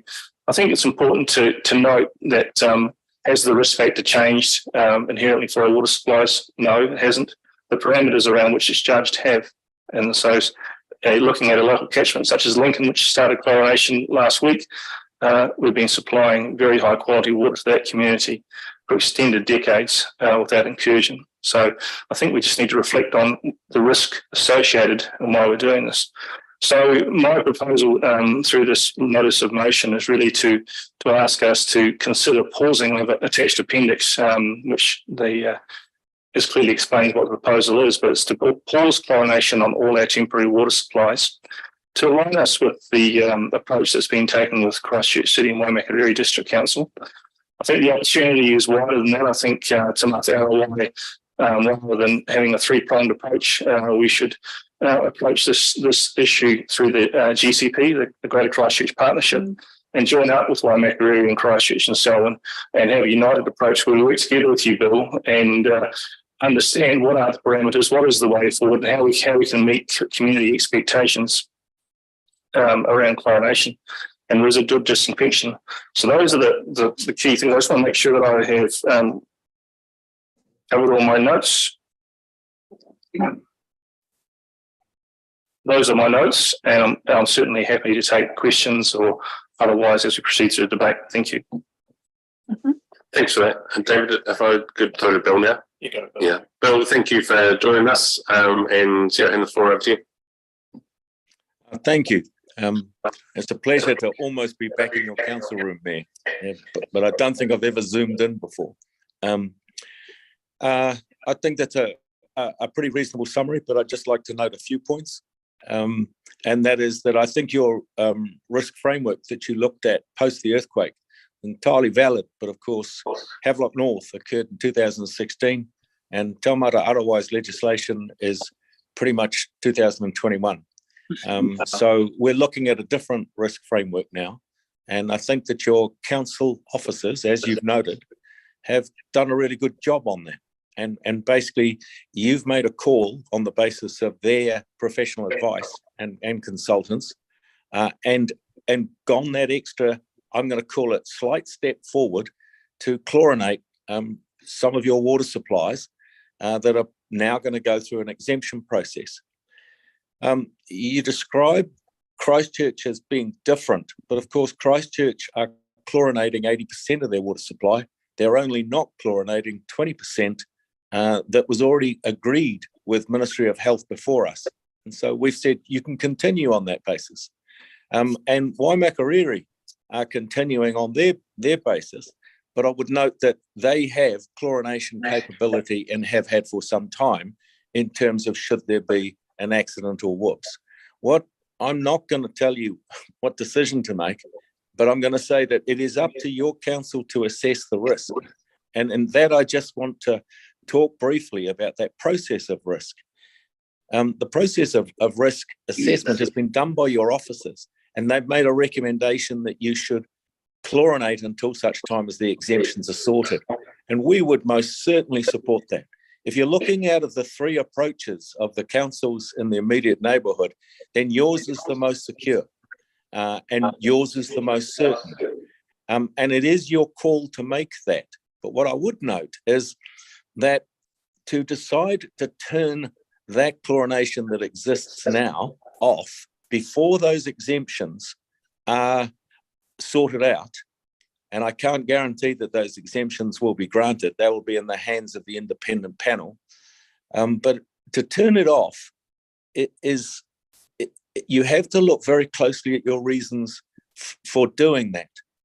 Because if you do not have the advice of officers as experts and their consultants to you to make that decision, then you're making what seems to be a political decision, and that if there is another problem like Darfield or, God forbid, like Havelock North, then that will place your council in a very difficult position for either myself or let's hope it won't happen before February, and then whoever takes my place. Well, thank you for that. There's a number of questions that they'll no doubt have in the room where, if you're happy to answer some of them, that would help inform our conversation. I wonder, the first one for me is thinking about an extension of our time to be able to implement the chlorine. Like, what we're looking for, or what the notice of motion is looking for, is to not have chlorine in the system until the exemptions are either processed and approved, or processed and not approved. Do you see any flexibility from your end around the date, I suppose, in November, where we had to meet the chlorination in the system, as opposed to pushing that out until the exemptions are granted or otherwise? Te Mara Arawai has recognised that for the three councils in Canterbury represent basically 75% of the unchlorinated water supplies, or those that are likely to apply for exemptions. You're really the key players, and that's why we're working very closely with you. What we also recognised was that November the 15th deadline was really hard to meet, i.e. to apply for exemptions. And so what we stated was that if you didn't change the risk from prior to Taumata Arawai's legislation, but you were continuing with that risk and you were accepting that you were duty bound to supply safe water, that you could continue in the same way until the exemptions were sorted. Now, just for note, I think there's about a total of about 12 or 13 exemptions to be sorted amongst the three of you, and that's presuming that Christchurch is broken into half a dozen, or might be 8 areas that are going to apply separately. And that might vary, but that's a hell of a workload for you, and it's a hell of a workload for us. And so what I'm seeking is a plan that covers all three councils, and then we lay out that we're going to sort out all of those exemptions one way or another within the next year. And so your decision, or your office's decision, to chlorinate your water supplies was really a belt and braces approach, recognising that they wanted to assure Taumata Arawai that they had recognised the risk and the responsibility and were undertaking to supply safe water. Thank you. Councillor Sophie McInnes is online. Bill, you probably see here on your Zoom screen. Sophie, through to you. Thanks, Sam. I guess so. I'm going to hone straight in on that last comment regarding the time frame for processing them. We've got 13 supplies that need to that are currently under temporary chlorination, and 4 others that are scheduled to be so within the next couple of months. So that's actually more than what you just mentioned. The first one that we put an exemption application in for was in July for Rakaia huts, and we still haven't heard whether that's gone through. We've also heard from staff that we're expected to do them in succession rather than putting in all the applications at once. So based on that time frame that we've seen so far, we're actually looking at more like 4 or 5 years before we get to the end of the list, not the end of next year. So just wondering if you could comment on that, please. Reasonable points from when we started the process. Rakaia huts should be available to you in a matter of a couple of weeks, certainly before Christmas.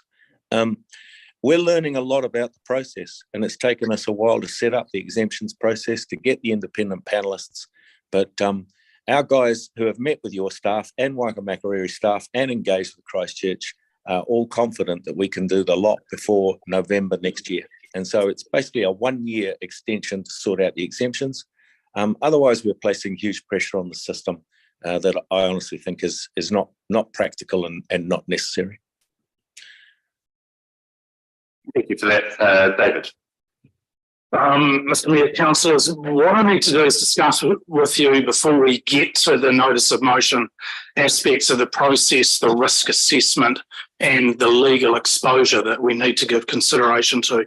So we're debating the notice of motion in respect to concerns about consistency of approach to residual disinfection and how this may be perceived.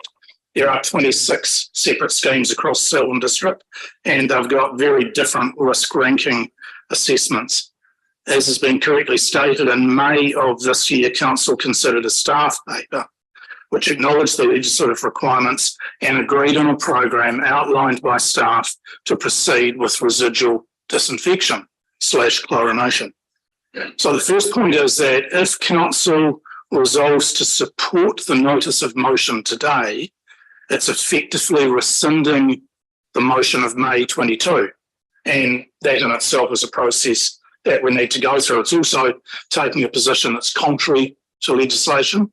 And there is a requirement for councillors to understand the risk and legal exposure if in fact that's the step we take. The first real concern I have is that councillors are debating an issue without the benefit of a technical staff paper, which would identify the background to the matter being discussed, statutory requirement, the process, and our obligations to the community. As has been noted, each of the 26 schemes has its own risk assessment, and there is a wide range of risk attached to each of those. And it's important in proceeding with this matter that councillors understand the risk and importantly be clear in your minds how we're managing that risk. And it's incumbent on us to satisfy ourselves that it's prepared to accept the risk associated with health concerns for identified schemes, because the liability will be with council and with your officers for non-compliance with the legislation. And it'll be just interesting pausing those members of the Audit and Risk Committee, for example, in preparing for today's discussion. Risk is a big thing that's been ingrained in all of you. How have you perceived the risk, not in the global sense, but for each of the individual ones? There's also a significant cost for council to decommission and recommission the schemes if we were to cut off. And this includes disposal of chlorine out of the system and allowing for recommissioning, flushing and ongoing calibration of the analyzers. It's not a simple task of rocking up and turning off a switch. It's way more beyond that, and it has quite a significant price tag attached to it. From a staff perspective, we've got ongoing concerns about legal exposure. Section 29 of the Water Services Act imposes a duty on every officer, employee and agent / contractor of a drinking water supplier to exercise due diligence to ensure the drinking water supplier complies with any legislative duties. And there are significant fines for breaching on officers, but unlike officers, agent or employees, I got to remind you that elected members are exempt under that offence. Concern about the legal exposure has been expressed not only by our staff, but also by CORD, and I acknowledge the Chief Executive CORD is in the audience today. So my suggestion is a more pragmatic one, which is firstly that council leave the notice of motion on the table, and in doing so request that staff continue to revise the risk assessment for each of its potable water schemes. On receiving a report from staff at the next council meeting, considers council's position on temporary chlorination based on the information and the risk assessment that's contained in that report, and continues to work with Taumata Arowai to seek exemptions for all potable water schemes which are not permanently disinfected, and there are 9 of the 26 which are permanently. So that would require council to receive a report at its meeting of 14 December, and that is very doable. Staff have assured me of that. That would then ensure that we follow due process in respect to the preparation of a staff report that enables us to assess the risk to council, its employees and the community, and also to better understand from the regulator the approach that's being taken to residual disinfection on a consistent basis. Thank you, Mr. Mayor. Procedural, just before we leave it on the table, I note that I'm the next councillor to speak, and we have Mr. Bayfield on Zoom, so I'd appreciate being able to ask a question, please. If you'd like to ask it, it's fine. Okay, thank you. Thanks for zooming in. I guess what this has started to highlight, and as you said yourself, and as is what's in the council report, it comes back down to the government's actually passed some legislation that allows Taumata Arowai to actually grant exemptions. The process for granting those exemptions, unfortunately, the organisation doesn't have the time and resources to deliver. Now, this is only one part of the 3 water reforms And I'm just highlighting the fact that we have a service delivery model under this based on entities. And I want comment, and I know you're outgoing CEO of this, but with regards to delivering performance measures and outcomes, would you say that this process is a good measure for the Three Waters reform going forward, given the delays and the time and capacity to deliver on resources for the legislation?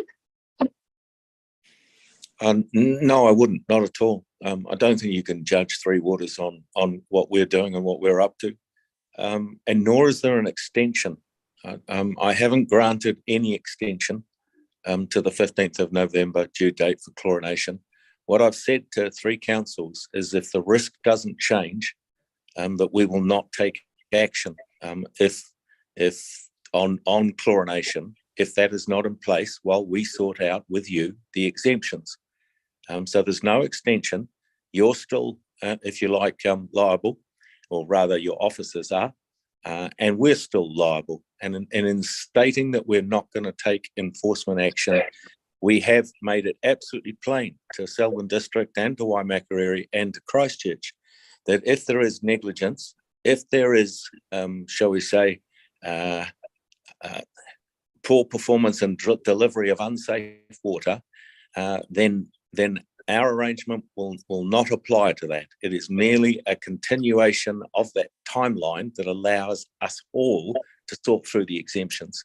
And I don't believe, I will agree with you on one point, and that is that I don't believe the date of the 15th of November 2021 really took account of the fact that so many of the exemptions to be sought in New Zealand would be sought in Selwyn, Waimakariri and Christchurch.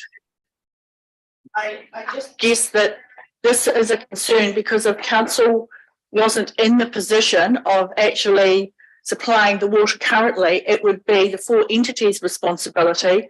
And I just want to understand if there's a time delay with regards to granting exemptions and they come into play, how efficiently or are the desired outcomes going to be from the four entities?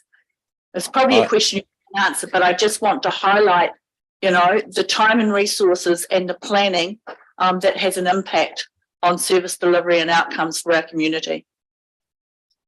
I can't comment on how effective the water services entities are going to be, but rather than describe this as inefficient, if you follow me, I'd rather describe it as a practical resolution of the whole process of getting exemptions. I also don't think that anybody in sort of rightly thought through the fact that all exemptions will be sought basically in the next year. They'll last for 5 years and then they'll have to be resought again. But I guess already we're looking at when those exemptions are in place, when the decisions are made on who gets an exemption and who doesn't, we'll look to stagger the renewals so that we don't have this kind of hump that we're currently dealing with. Thank you, Malcolm. Yeah, thank you, Bill. Welcome back. I applaud your notice of motion. I don't want chlorine in my water either, as to many of the people in my communities. We have some of the best drinking water in the country.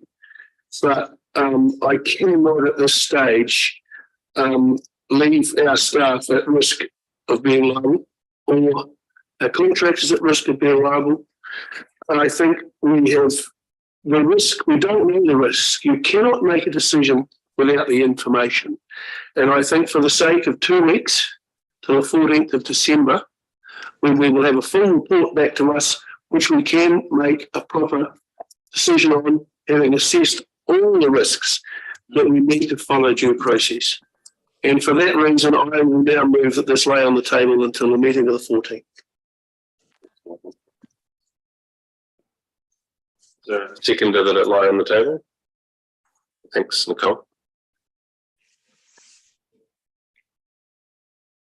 The motion will now be put to the meeting. And just to clarify, David, the time frame is achievable. Will mean that the things that have been raised you can bring back to us and there'll be an informed discussion this side of Christmas. Can you put your microphone on? Sorry. When someone puts a motion to lay on the table, then everything shuts down, basically. You don't need a move or a seconder or further discussion. It all shuts down. Maybe I'm wrong, but that's what my understanding. Only it's supported by the meeting, and if it's not supported by the meeting, then we'll continue with the discussion today. Yeah. Yeah. So they can be done, David? Yes, that is the assurance I've been given from staff, as I indicated 5 minutes ago to councillors, Mr Mayor. So all those in favour that this lay on the table seeking a staff report and for the 14th of December, say aye. Aye. Those against?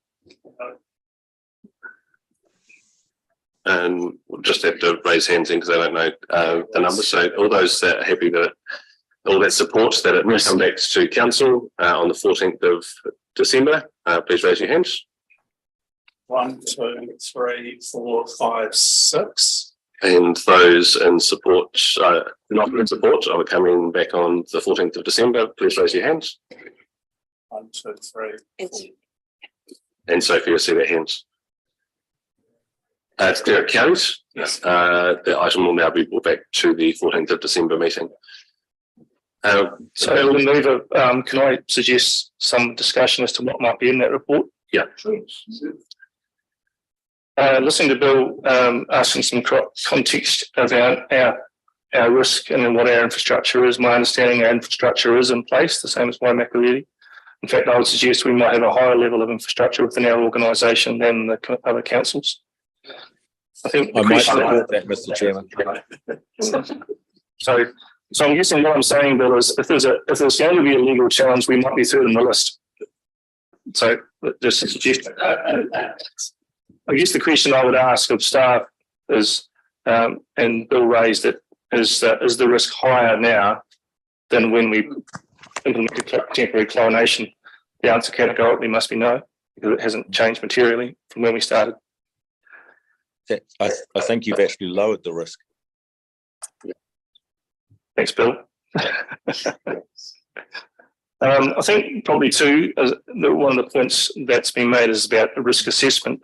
My recollection, particularly of the discussions from staff, was there was a lot of focus on legislative compliance, not about risk. It was about being compliant with law rather than actually the risk. And I've noticed the risk matrix, and I'll follow them through quite substantially from the original Becker one. An incremental change in risk ratings, which has been done sans governance participation. A lot of it has been done around population growth, hasn't reflected that our source water is secure in a lot of our supplies. Havelock North's been mentioned as the go-to as to why this should happen. I think blaming all of New Zealand water supplies for the failures of Havelock North is short-sighted. Sure, as a wake-up call about what can happen when infrastructure is not maintained, sustainable, certainly. Nothing the Southern Council with the Havelock North situation is perhaps short-sighted and smacks of heavy-handedness. Sophie has raised the level of exemption requirements that are in the pipeline. We have been requested by TA to hold off putting more applications in because they can't process them fast enough, and that should be noted. I think the real analogy, referring back to the 11th of May, two supplies temporary chlorinate on the basis that they had low profile levels, which was Taitapu and Southbridge. The very succinct direction from the governance group was that both of those supplies would be urgently remediated, and then exemption applications progressed and removed from chlorination. Here we are 6 months later, temporary chlorination has been put in place, and it certainly gives the impression of we don't need to chase down where those problems are now because chlorination is in place. But I think that's the concern I would raise, is that using the analogy of the patient going to the doctor and getting a checkup, you want to keep your health good, you want to have regular checkups. When you get a bit of an illness, you go and get it checked out and you get it fixed on a case-by-case basis. You don't go to your doctor and he says, well, actually, you're healthy at the moment, but I think just to be on the safe side, I'll give you a low dose of antibiotics. And you have that all the time just in case there's a problem. So I guess it's that identification of faults within our network. How are they to be processed? How are they to be brought forward in the residual chlorination space? So if those factors could perhaps be included in the staff thought process. I would welcome that. Thank you, Bill, for coming down today. I think, although it may be embarrassing for TA, I think the approach you've taken with Waimakariri and Christchurch, which responds to communities' concerns and the ability to progress in a methodical way, rather than waving a legal heavy-handed stick around, is to be applauded. It's the way forward for TA to get community buy-in from the wider community. I think you've gained a lot of friends. You may not feel like it, but you have gained a lot of friends by taking a pragmatic, forward-looking approach. Thank you. Thanks, Grant. Sophie, did you have any things that you wanted to raise for the meeting as well? Sorry, Bill. Mr. Chairman, I'm sorry, but I have another commitment and I have to go. But given that you've decided to let it lie on the table, I will endeavour to ensure that there is a plan laid out before you meet. And indeed, I'll even endeavour to make sure Rakaia Huts is delivered. I'll see you on the 14th of December. Thanks, Bill. Just going to say. Sophie, did you have anything that you wanted the report to cover, just as advice to David and staff? No, actually, I had my wee little list, but Grant's already mentioned all of them. Thank you. Those that have got their microphones on, we're not going to debate the matter itself, but those things that you'd like received in the report, I'm happy to take those. Elizabeth? Yeah, I put, does the technical staff paper take the community wellbeing into consideration? We are discussing water safety, and yet I'm hearing from many constituents that they're suffering from ongoing health effects. Some have very debilitating allergies to chlorination, which is a huge concern. Legal exposure from who? The public? The public don't want this, and so I question giving a lot of weight to this being of huge concern. The risk to the community is undergoing forced chlorination, not in their opinion, I'm speaking on behalf of many people, on the very rare risk that their good water will suddenly no longer be safe given the quality that it currently had. Yeah, look, I've wrote down here things that I'd like to see in the report around chlorination, and also the community's desire to see us as being a compliant council. I'd like to see the risks from 2010 or the post-earthquake risks to be reassessed, because if we're talking about risk, let's put the whole thing on the table. We're talking about providing reassurance of quality drinkable water. This is not about chlorination. This is about disinfection. I'd like to see the report talk about the legal things. I want to know what exposure we have as a council, come one way or the other. I'd also like to know if we're going to make a decision how we're exposing council staff. Yes. Thank you. Mana whenua input and how Taumata Arawa's risk matrix aligns or overlays with our 2016 risk matrix, and a timeline of processing, because by December, 7 months to reach a decision for Rakaia Huts should surely be unacceptable. Thank you. I think that I just wanted to put in this as it a case of us not following the rules and asking, like a case of us following the rules and not asking firm enough questions, or like as the nice guy comes last. And that I think we owe it to our constituents to ask hard questions and do our best for them. A quote from Taumata Arawa, suppliers need to invest in the infrastructure and capability necessary to meet the new requirements or to work through the exemption process. Given that I believe Selwyn can do both, I think that we need to take that into consideration, that we could deliver good water before the 15th of November. So if we could touch on a bit of that, please. Murray, did you have something you want to say? I just want to say from staff point of view, I think all the comments are very reasonable. There's a lot of detail in the May report. It does need to be updated. There's a lot of considerations around risk, legislative and water safety. All very good, and we'll work those up. I'm sure David will have input, and we'll work down and nut out what we have to provide on the 14th. Yep. Thank you for that, everyone. We'll now just, with an indulgence of councillors, continue through the agenda to finish the public portion of the meeting. There's a number of discretionary fund applications, a property report, and it would see us through to the end of the the public portion when we could break. Councillor's happy that we do that. It's going to take us another 20 minutes probably. Okay. So the property report is up next. Murray Washington.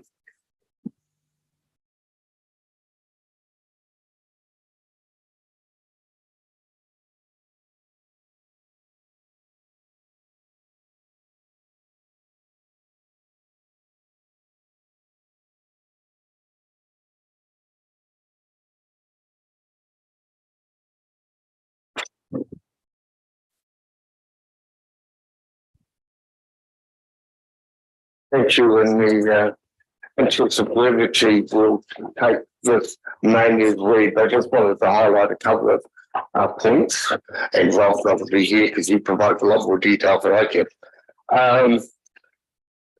No one paid 150 EV charging stations. That's a great initiative. And I just want to note that we will be doing a joint press release between Meridian and Council in coming weeks, and hopefully we get that signed off. Wellington Town Centre obviously discussed today.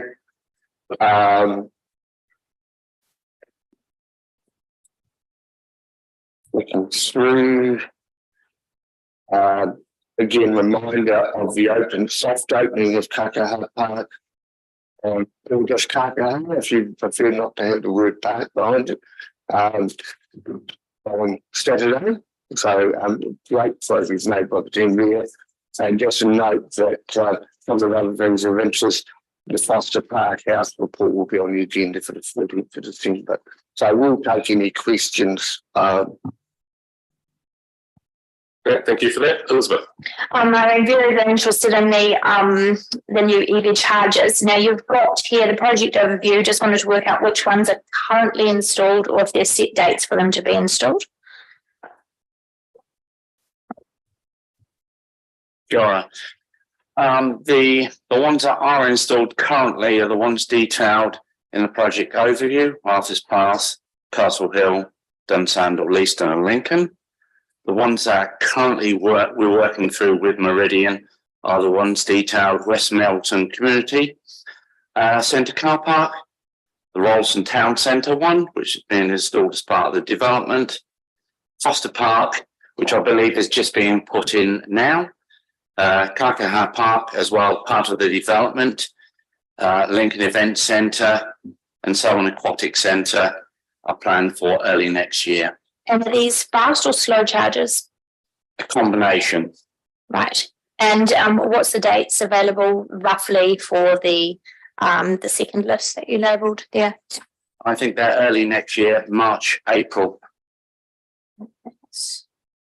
Depends on funding from Meridian. Thanks, Elizabeth. Grant. Reed's Pit, the water, standing water in the bottom, is that overland flow or coming up? Because I'm sort of worried we're going to have an ongoing issue on hands of opening and closing the park with water events. It's something Cameron will report on the current situation. The water level is dropping, but it came from one of the early midwinter flood events that basically poured it off over our water races into the Reed Pit. Lydia. Can you tell me the number of EV chargers that will be installed at the locations yet to be done? I can come back to you with the numbers. Yeah. Yeah. And remember, this doesn't include private EV chargers around the district. Yeah. Thank you. Shane? It's not on here, but just reflecting on bottom in the bottom of pits, it's a cemetery pit, sort of dropped off there somewhere, but reflecting on that, there's actually no water in there, given the amount of rain we had, so is it possible to get an update on that? We'll get that. It's been a ongoing issue for a long time. Phil and then Sophie. I was looking for some bit more detail around the Foster Park House. It says it's start from the view that formal council resolution for removal or demolish is needed. But the family thinks that the community should be more involved in the process. That's correct. There'll be a full report on the 14th of December. It's just that we had to deal with the RSA request as it came up, and The 14th of December will reveal all. Thank you. And Sophie. Kia ora. So I've got two queries. One is actually something that I asked a wee while ago. Mead Hall. Do we know yet whether it's likely to stay within budget for the repairs there? Just thinking in terms of how Sheffield went. And also I've got some feedback from somebody regarding the Rolleston dump station, which may have been sorted by now, I don't know. They had a query about signage and also whether any hose connections would be added in, please. Thanks. We'll need to get those investigated and come back to you. Cool, thank you. Thank you for the report. That the council receives this update. Mover, Shane and Malcolm, thank you. All those in favour say aye. Aye. Against? Carried. Thank you, Rob and Murray. The next item is register of signed and sealed documents. So mover and seconder for those. Thanks, Malcolm. Seconded, Phil. All those in favour say aye. Aye. Anyone against? Declare carried. And these discretionary funds are on our agenda because until we have the committee set up, we don't have the committees to make these decisions. So hence they've been done at the council meeting today. So tab 23, request for a grant, Oleg Shavav and Ethan Lim. So moved Malcolm, seconded Grant. Any discussion? All those in favour say aye. Item 24 is request for a grant, Women's Helping Hands Trust New Zealand. Mover and seconder. Moved Phil, seconded Shane, thank you. Any discussion? All those in favour say I forgot to raise this with staff, but I just question whether this is the right fund for this to come to, whether it should have been to the community fund. I don't know. It just seems quite different from what we normally get. And also that the number that we normally grant 500 or 1,500, and this one's got 2,500 attached to it. Just raising those points. Elizabeth? I just wanted to also raise a point about that particular one. So when they proposed the amount of money that they were looking at putting into hiring sound equipment was in the thousands of dollars. And I wondered whether it wouldn't have been cheaper for them to actually just buy the sound equipment for far less and own it, rather than hire it for 6 months for sort of like so many thousands of dollars. So yeah, I too, like Nicole, have some questions around the funding of this particular group. So, Sam, point of order, just reading a bit forward on something that I think for privacy of some of these individuals, it might be better to take these in PX and then release them into public later on, because I just think, to be fair to some of these applicants here, no, they are generally public, but. And I concur with that because the supporting material is actually PX. The supporting material is already PX and hasn't been included in the public agendas. Yep, Grant, I hear what you're saying. We're happy to hold these off until PX and then the decisions will be made public after that. Yeah, very good. Great. Can I have a mover and second? Sophie, are you okay with that? Oh, sorry, I see your hands is up. Yeah, I'm fine with that. Just noting that I'd like to say something regarding this particular application as well whenever we do complete this conversation. So we'll come back to this particular, this will be the first item on the agenda under PX. Can I move and second that we move into PX? Nicole, thank you. Malcolm, thank you. All those in favour say aye. Aye. Anyone against? Declare it carried. So thank you to those that have joined us online for this meeting. We'll now adjourn the meeting until 3:30. That gives us 15 minutes. And we'll join back with you, Sophie, at 3:30.